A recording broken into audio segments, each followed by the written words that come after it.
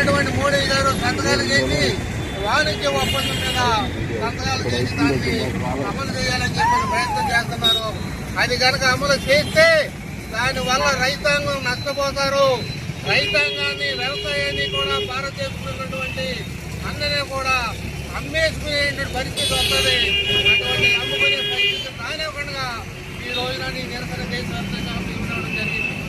రేపు 24వ తారీఖున కనుక సంతకం పెడితే సంవత్సరాలు ఏమైనా సరే ఈ సంగతి చూస్తామని చెప్పని ఇప్పటికే ఢిల్లీలో, సింపుకోవడంలో రైతుల హర్యానా నుంచి, పంజాబ్ నుంచి అనేక మంది రైతులు నిరసన తెలియజేస్తా ఉన్నారు.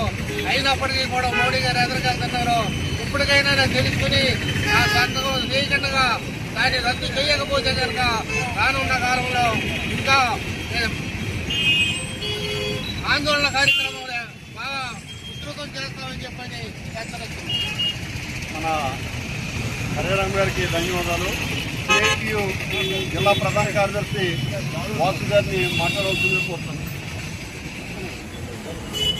సోదరులరా, ఈ రోజున భారతదేశంలో రైతాంగాన్ని దెబ్బతీసే పద్ధతుల్లో అమెరికాతో వాణిజ్య ఒప్పందాన్ని మోడీ ప్రభుత్వం చేసుకోవడం సిద్ధపడుతుంది.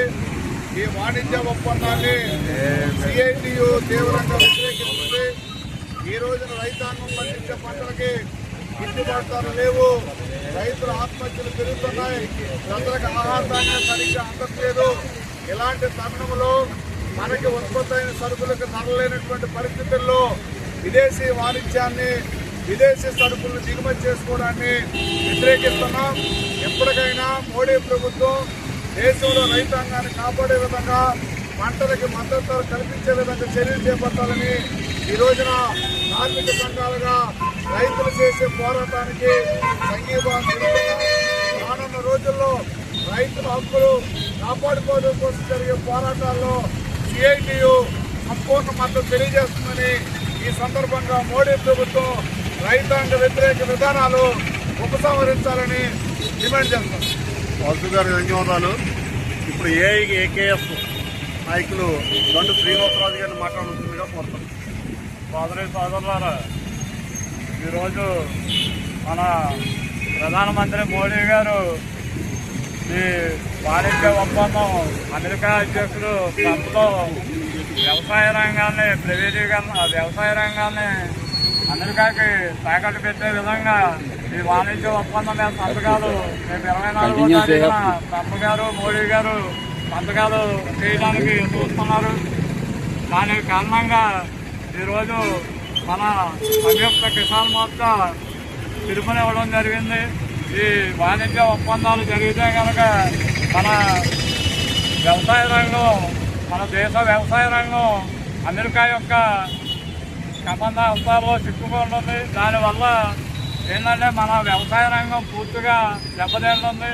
మన చిన్నకారు రైతులు, కౌలు రైతులు దీనివల్ల చాలా ఇబ్బంది పడతారు. దాని గురించి మన రైతు సంఘాలు, కార్మిక సంఘాలు, అన్ని సంఘాలు దీన్ని తీవ్రంగా వ్యతిరేకిస్తూ మోడీ గారు ఈ వాణిజ్య ఒప్పందాల మీద సంతకం చేయకూడదని, అలా సంతకం చేసినట్లయితే మనం ఈ కార్మిక సంఘాలు, రైతు సంఘాలు దీన్ని వ్యతిరేకించి మనం దీన్ని ఆందోళన చేసి మోడీ గారికి వ్యతిరేకంగా ఆందోళన కార్యక్రమాలు చేస్తామని మేము ఆల్ ఇండియా అగ్రగామి కిసాన్ సభగా హెచ్చరిస్తున్నాం. శ్రీనివాసరావు గారికి ధన్యవాదాలు. కౌలు రైతు సంఘం జిల్లా కార్యదర్శి మామిడిశెట్టి రామాంజలి గారిని మాట్లాడతారు.